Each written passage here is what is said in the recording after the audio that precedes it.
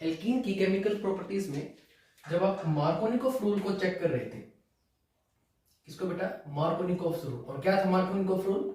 कि जब भी आपके पास अटैक होगा एल्कीन्स के ऊपर, तो जो न्यूक्लियोफिलिक पार्ट है, जो इलेक्ट्रॉन रिच पार्ट है, वो हमेशा मोर सब्स्टिट्यूटेड कार्बन के ऊपर अटैक करेगा। ये चीज अब तक आपने देख ली है। अब इसमें आपके पास एक और इंपॉर्टेंट पॉइंट है जो आपको रखना है, क्या? कि भाई मार्कोनिकोफ रूल के अंदर आपके पास स्कोप ऑफ रीअरेंजमेंट है। ये इंपॉर्टेंट पॉइंट है आपके पास। मार्कोनिकोफ रूल के अंदर आपके पास स्कोप ऑफ रीअरेंजमेंट पॉसिबल है। इसका क्या मीनिंग है? तो देखो क्वेश्चन के थ्रू समझते हैं। जैसे आपको दे दिया जाए CH3, कोई भी एक जनरल एल्कीन दे दी है आपको,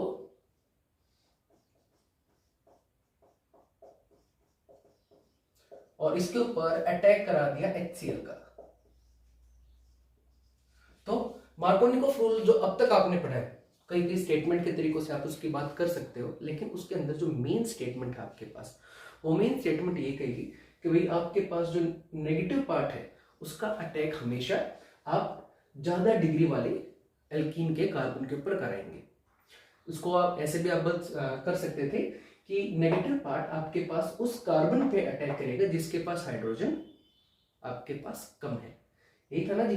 तो हाइड्रोजन कम किसके पास है? ज्यादा डिग्री वाले कार्बन के पास। तो आप सोच सकते थे कि सर इसके अंदर तो प्रोडक्ट शायद ये बनना चाहिए था, कैसे? CH3C CH3H CH, बॉन्ड टूट गया बेटा इनके बीच का। ज्यादा डिग्री वाला ये कौन सा है? 1 डिग्री, और ये कौन सा था? 2 डिग्री। तो ज्यादा डिग्री वाले कार्बन के ऊपर अटैक होगा आपके पास नेगेटिव पार्ट का, और कम वाले के ऊपर अटैक होगा आपके पास पॉजिटिव पार्ट का। तो ऐसे ही आप सोच सकते थे, लेकिन रियलिटी में ये प्रोडक्ट ठीक नहीं है। वजह ये वाली चीज। तो यहां पर आपको स्कोप ऑफ रीअरेंजमेंट क्या कहता है? वो कहता है कि जब आपके पास नेगेटिव पार्ट अटैक करेगा, तो आपके पास अगर रीअरेंजमेंट से कार्बोकैटायन ज्यादा स्टेबल हो सकता होगा।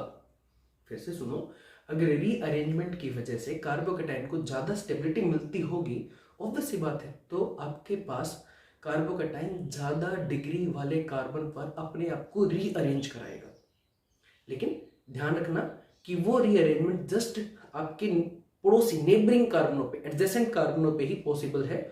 अगर लंबी चेन है आपके पास, तो वो रीअरेंजमेंट पॉसिबल नहीं होगी। कैसे? थोड़ा सा देखो। जैसे कि आप एक बार इन दोनों कार्बनों का आपने देखा, एक है 1 डिग्री और दूसरा आपके पास है 2 डिग्री। एक बार इन दोनों कार्बनों के पड़ोसी कार्बनों को ध्यान देना। इसके पड़ोस में तो कुछ है नहीं, तो कोई इशू नहीं किसी टाइप का। इसके पड़ोस में जो कार्बन है, इसकी डिग्री को एक बार चेक करो। इसकी डिग्री को अगर आप चेक करोगे तो ये आपको दिखेगा टर्शियरी, ज्यादा डिग्री का है। तो आपने क्या कहा? सर ज्यादा डिग्री वाले पे नेगेटिव को अटैक करना है, तो ऑब्वियस बात है इसके ऊपर नेगेटिव को आना है। नेगेटिव कब आएगा? जब इसके खुद के ऊपर कौन सा चार्ज होगा? पॉजिटिव। तो डायरेक्ट प्रोडक्ट बनाने से पहले एक बार थोड़ा सा सोचते हैं कि भाई आपके पास ये कुछ ऐसा सिस्टम था, हाइड्रोजन आप लगा लेना बेटा, ठीक है? यहां आ गया पॉजिटिव, क्योंकि भाई यहाँ पे किसको अटैक करना था? ज्यादा डिग्री वाले कार्बन के ऊपर नेगेटिव को। तो वैसे बात बॉन्ड टूट के यहाँ पे क्या आएगा? पॉजिटिव। अब इस पॉजिटिव से अगले कार्बन की डिग्री क्या है? ज्यादा है। तो ये अपने आप को यहाँ रीअरेंज कराने की कोशिश करेगा, अपने आप को यहाँ शिफ्ट कराने की कोशिश करेगा। अब शिफ्ट कराने के लिए आपको पता है कार्बन की एक ही शर्त है, भाई मैं 4 से ज्यादा बॉन्ड नहीं बनाने वाला। तो अगर उसको इस कार्बन पे आना है, तो इस कार्बन का एक बार आप हाल देखना, 1 2 3 और 4, पूरे 4 बॉन्ड बना के बैठा है, तो जगह तो नहीं है। तो अगर कार्बोकैटायन को ज्यादा स्टेबिलिटी के लिए नेबरिंग कार्बन के ऊपर शिफ्ट होना है, तो उसके बदले में किसी न किसी दूसरे ग्रुप को दूसरी जगह पे जाना पड़ेगा। कौन जाएगा? वो ग्रुप जाएगा सॉरी, जिसको ले जाने के लिए आपको कम एनर्जी की जरूरत होगी। अब कार्बन कार्बन का बॉन्ड बिकॉज ऑफ कैटिनेशन अच्छा खासा स्ट्रॉन्ग है, तो कार्बन हाइड्रोजन का बॉन्ड कंपेरेटिवली वीक है। तो यहां पर कौन शिफ्ट हो जाएगा? H, जिसको हाइड्राइड शिफ्ट भी बोल देते हैं। और रीअरेंजमेंट होके आपके पास क्या बन जाएगा? कार्बन कार्बन कार्बन, यहां पे आ गया कार्बोकैटायन, और H शिफ्ट हो गया दूसरे कार्बन पर, और अब आपके पास इस पे HCl का अटैक हो जाएगा। और HCl का अटैक होके क्या प्रोडक्ट बन जाएगा आपके पास? प्रोडक्ट बनेगा एक्चुअल में कुछ ऐसा, यहाँ पे आ जाएगा आपके पास Cl, यहाँ आएगा H और यहाँ पे आ जाएगा आपके पास H। बाकी वैलेंसी आप हाइड्रोजन के साथ ऊपर का क्वेश्चन देकर आराम से पूरी कर सकते हो। तो this is known as the scope of rearrangement, जो सिर्फ और सिर्फ किस रूल में पॉसिबल है? मार्कोनिकोफ रूल में। प्रैक्टिस के लिए एक क्वेश्चन और देखो, थोड़ा सा और बेटर समझ में आएगा आपके पास।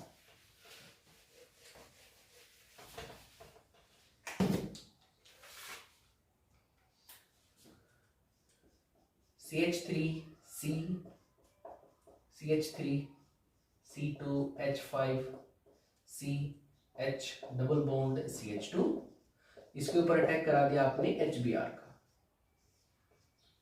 तो ऑब्वियस बात है, जैसे ही HX का अटैक होगा, अटैक होते आपके दिमाग में क्या आएगा? सर मार्कोनिकोफ रूल है। मार्कोनिकोफ रूल क्या कहेगा? डिग्री चेक करो, यही था ना मार्कोनिकोफ रूल में। सबसे पहले आपको ये चेक करना था कि एल्कीन सिमेट्रिकल है या अनसिमेट्रिकल है। अगर सिमेट्रिकल है तो जहां आपका मन करे बोर्ड तोड़ के वहां पे H और X को जोड़ सकते हो, लेकिन अनसिमेट्रिकल है तो हमेशा नेगेटिव पार्ट को, न्यूक्लियोफाइल को मोर डिग्री वाले कार्बन के ऊपर अटैच कराओगे। तो डिग्री चेक कर लो, कोई बड़ी बात है नहीं। इसकी डिग्री आपके पास क्या है? 1 डिग्री, और इसकी डिग्री क्या आपके पास? 2 डिग्री।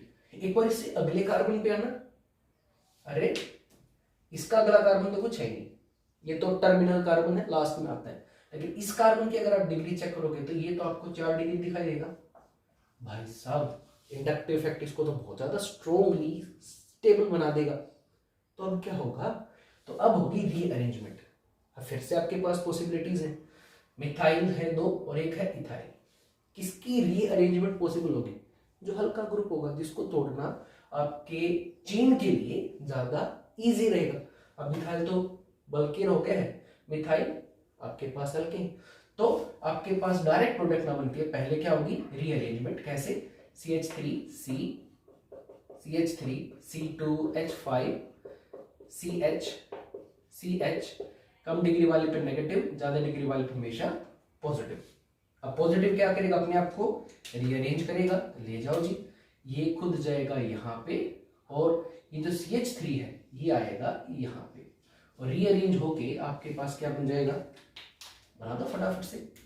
बिल्कुल, अब आप खुद ट्राई करके देख सकते हो। CH3C यहाँ पे आ गया पॉजिटिव, यहाँ पे है आपके पास C2H5, यहाँ पे आपके पास है CH2 CH3 CH2 नेगेटिव। हो गया जी। अब अटैक करा दो HBr का, यहाँ पे Br आ जाएगा, यहाँ पे H, and this is the final product. तो मार्कोनिकोफ रूल के अंदर एक और छोटी सी चीज थी जो आपको जोड़ लेनी है। क्या? इसके अंदर स्कोप ऑफ रीअरेंजमेंट है। अब आते हैं नेक्स्ट केस पे, होपफुली आपने नोट कर लिया होगा।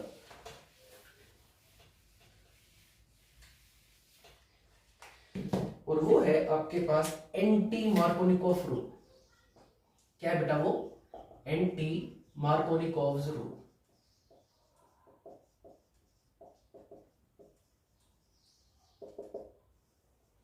एंटी मार्कोनिकोव रूल क्या कहता है? नाम में ही है, मार्कोनिकोव का ये क्या है? उल्टा है। इसको जिस साइंटिस्ट ने सर्च किया था उसके नाम से खार्श इफेक्ट भी बोला जाता है। एक और नाम इसको दिया जाता है बेटा आपके पास है खार्श इफेक्ट। तो इसमें क्या होगा? एग्जैक्ट उल्टा होगा। मार्कोनिकोव में जहां आपके पास जो negative part of attacking reagent है, जो negative part of attacking reagent है वो कहां पे जाता था? मोर सब्स्टिट्यूटेड कार्बन पे। अब की बार क्या होगा?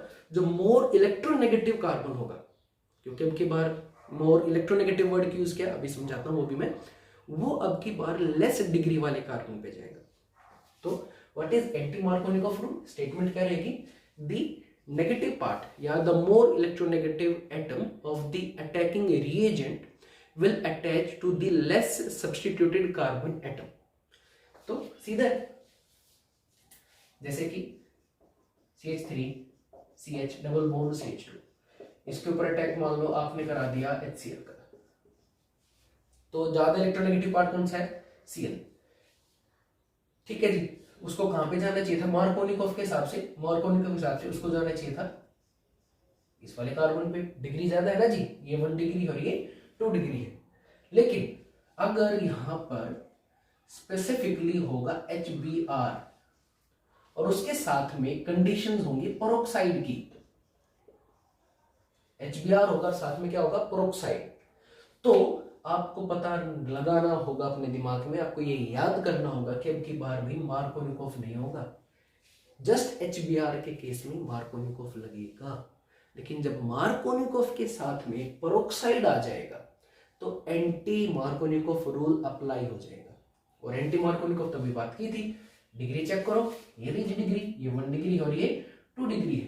तो ज्यादा सब्स्टिट्यूटेड कार्बन पर अब की बार कौन जाएगा, H, और कम पर अब की बार कौन जाएगा, इलेक्ट्रोनेगेटिव पार्ट Br। तो क्या प्रोडक्ट आ जाएगा, CH3 CH CH2। ज्यादा डिग्री वाले पे H और कम डिग्री वाले पे Br। दैट इज इट, खत्म। ये एंटी मार्कोनिकोफ है। और सबसे अच्छी बात, इस रूल के अंदर कोई रीअरेंजमेंट नहीं होगी, इसके अंदर कोई रीअरेंजमेंट यानी कि कोई भी मिथाइल शिफ्ट, हाइड्राइड शिफ्ट या कोई भी किसी भी टाइप की शिफ्ट अब की बार पॉसिबल नहीं होगी। ये इस रूल की खासियत है। तो अब मैं मेरे पॉइंट को कहता हूं, मैंने पिछली बार कहा था कि दी negative part of attacking reagent, अब की बार मैंने वर्ड यूज किया इलेक्ट्रोनेगेटिव।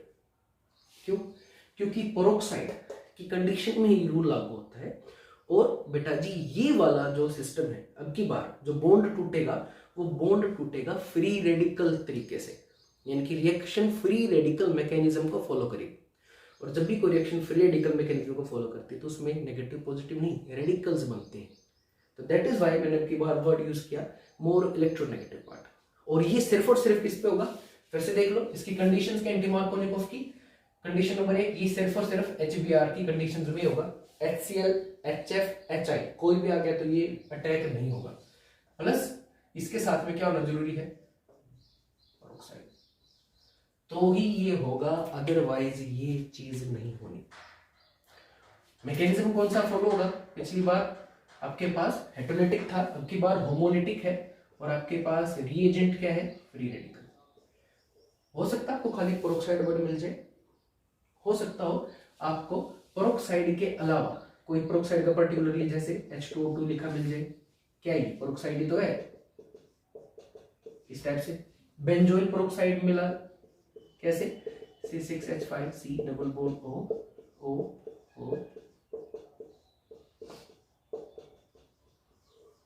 तो आपको पेरोक्साइड लिखा मिले, H2O2 लिखा मिले, यही लिखा मिले, तो क्वेश्चन या कंसेप्ट आपको क्या डिफाइन करने की कोशिश कर रहा है, डिफाइन कर रहा है कि भाई अब की बार आप कौन सा अटैक कराएंगे, एंटी मार्कोनिकोफ रूल।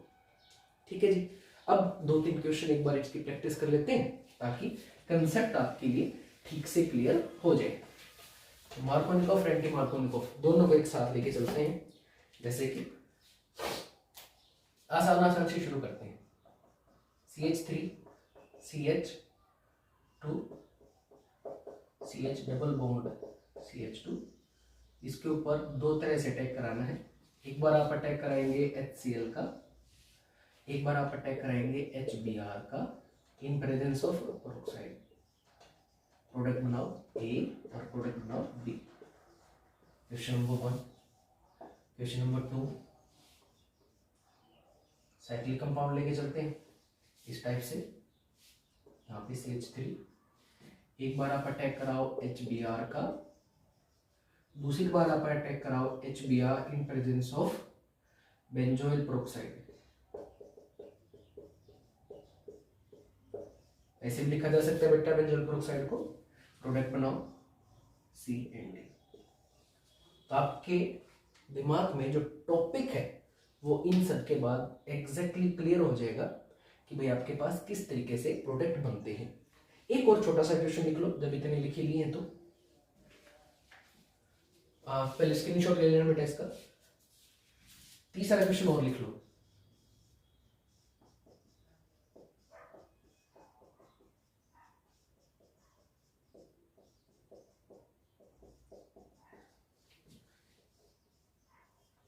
एक बार अटैक करा दिया HCl, एक बार अटैक करा दिया HBr in presence of peroxide.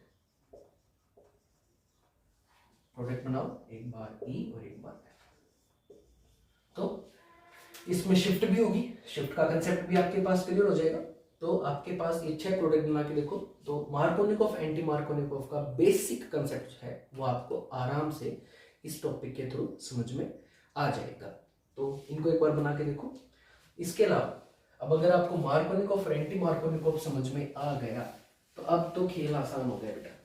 अब आपके पास एल्कीन की बाकी बहुत सारी प्रॉपर्टीज बहुत आराम से हो जाएंगी, जैसे हाइड्रेशन है, पानी का एडिशन है, हेलोहाइड्रिन अटैक है, अभी करेंगे, एचएक्स का अटैक है।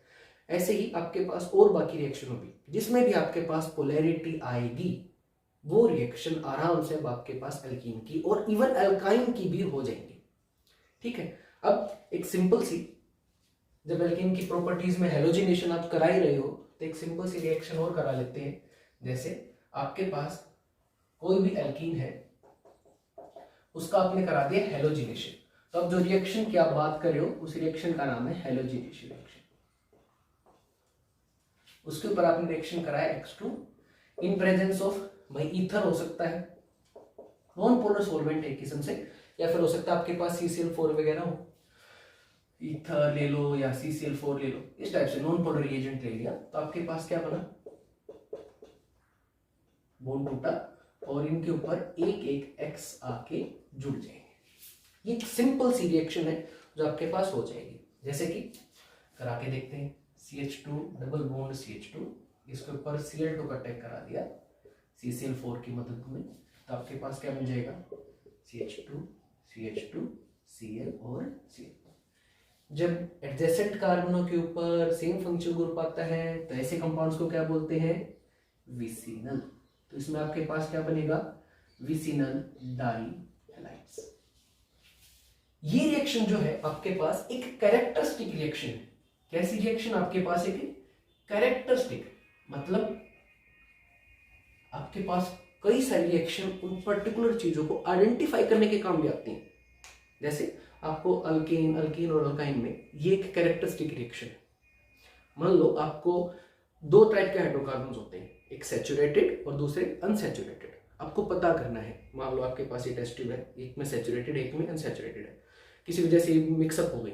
अब आपको बताना है कि बताओ सैचुरेटेड किस में है और अनसैचुरेटेड कौन सी टेस्ट ट्यूब में। तो कैसे करोगे, उसमें से एक ये टेस्ट आएगा, क्या आप उन दोनों के अंदर ब्रोमीन वाटर डाल दो, दोनों के अंदर Br2 एक्वस Br2 सॉल्यूशन डाल दो। जैसे Br2 सॉल्यूशन डालोगे तो जो आपके पास अल्केन होगी, क्या बेटा, अल्केन होगी, अल्केन के अंदर जब ब्रोमीन वाटर डालोगे, ठीक है, तो आपके पास कोई रिएक्शन नहीं होगी। और इसका खुद का जो ऑरेंज कलर है वो, जैसे ही आपने टेस्ट ट्यूब के अंदर पहले जो अल्केन थी वो डाल दी, ऊपर से ब्रोमीन वाटर डाल दिया, उसको हिलाया, देखोगे ऑरेंज कलर वैसा के वैसा उसी के अंदर बैठा हुआ है, तो आप कहोगे सर ये पक्का अल्केन है। लेकिन अगर अल्कीन या अल्काइन हुई, अगर अल्कीन या फिर अल्काइन हुई और उसके अंदर आपने सेम रिएजेंट ब्रोमीन वाटर डाल दिया, तो आप देखोगे कि उसका जो कलर है वो डिस्चार्ज हो जाएगा। उसका जो कलर है बेटा वो क्या होगा, डिस्चार्ज। मतलब मान लो इसके अंदर आपके पास या तो अल्कीन है अल्काइन, आपने ब्रोमीन वाटर डाला, थोड़ा सा टेस्ट ट्यूब को स्टिर किया, देखोगे ऑरेंज कलर गायब। तो इसका मतलब जिसके अंदर कलर रिमेन रह गया वो सैचुरेटेड है और जिसमें कलर चला गया वो क्या है, अनसैचुरेटेड है। तो किस चीज का कैरेक्टरिस्टिक टेस्ट होगा ये, डिग्री ऑफ अनसैचुरेशन। अगर किसी भी हाइड्रोकार्बन में अनसैचुरेशन हुई तो वो ब्रोमीन वाटर टेस्ट को क्या देगा, पॉजिटिव देगा। क्यों देगा, अब एक बार थोड़ा सा उसको भी देख लो ताकि आपके दिमाग का जो बल्ब है उसको थोड़ा सा ज्ञान मिले, लाइट मिले। कोई भी मान लो आपके पास अल्कीन ली हुई CH2 double bond CH2, simplest ले ली हुई, या कोई अल्काइन ले ली CH3C ट्रिपल बॉन्ड CH, इसकी रिएक्शन कराए ब्रोमीन वाटर के साथ। अब ब्रोमीन वाटर क्या आपके पास एक ऑरेंज कलर का सॉल्यूशन है। जैसे इसके अंदर आपने इसको डाला, डालती क्या होगा, आपके पास ये रिएक्शन होगी, ब्रोमाइड आयन बन जाएंगे ब्रोमीन के और विसिनल डाइब्रोमाइड, क्या विसिनल डाइब्रोमाइड बन जाएगा। ऐसे यहां पे भी क्या होगा, बॉन्ड टूटेगा और इसके ऊपर एक Br जुड़ेगा, तो ब्रोमीन का ब्रोमाइड में कन्वर्जन। ये लगाते रिएक्शन यहां रुकेगी नहीं। एल्कीन में तो आपके पास सिर्फ डाइब्रोमाइड बनके रुक जाएगी, लेकिन यहां पे रुकेगी नहीं, फर्दर फिर से ब्रोमीन वाटर अटैक होगा और अब की बार आपके पास डाई की बजाय टेट्रा ब्रोमो प्रोडक्ट, फिर से बॉन्ड टूटेगा, फिर से आपके पास Br आके जुड़ जाएंगे। तो बेसिक सी बात है, ब्रोमीन का ब्रोमाइड में कन्वर्जन इसका ऑरेंज कलर को डिस्चार्ज करने की मेन वजह होगा आपके पास। तो आपके पास ये क्या है, कैरेक्टरिस्टिक रिएक्शन है, हेलोजिनेशन ये भी आपके पास वो हाइड्रो हेलोजिनेशन थी, हाइड्रोजन और हेलोजन का अटैक था। इसमें आपकी बार आपके पास हेलोजन का अटैक है, और ये आपके पास अटैक जो है वो आपके लिए एक कैरेक्टरिस्टिक टेस्ट है। उसको आप देख सकते हो कैसे, सैचुरेटेड कार्बन, इसको अपनी नोटबुक में छोटा सा नोट बना लेना, प्लस में ब्रोमीन वाटर, तो क्या बन गया, ऑरेंज कलर रिमेन्स। क्या बेटा, ऑरेंज कलर रिमेन्स। लेकिन अगर आपके पास आई अनसैचुरेटेड हाइड्रोकार्बन, अल्कीन या अल्काइन, और उसके साथ अगर आपने ब्रोमीन वाटर को किया तो आपके पास क्या होगा, orange colour discharge, orange colour, orange red, red भी आपको दिख सकता है, वो ब्रोमीन पे डिपेंड करता है, फ्रेशली प्रिपेयर्ड सॉल्यूशन है या थोड़ा सा आपके पास पुराना है, लेकिन ऑरेंज कलर जो है उसमें क्या हो जाएगा, डिस्चार्ज। तो किस चीज का टेस्ट हो गया, आपके पास सैचुरेटेड या अनसैचुरेटेड हाइड्रोकार्बन का टेस्ट आपके पास बन गया है। तो ये था आपके पास केमिकल प्रॉपर्टीज ऑफ अल्कीन में हेलोजिनेशन। अगर आपको समझ में आया हो तो please like and subscribe, also share. Thank you.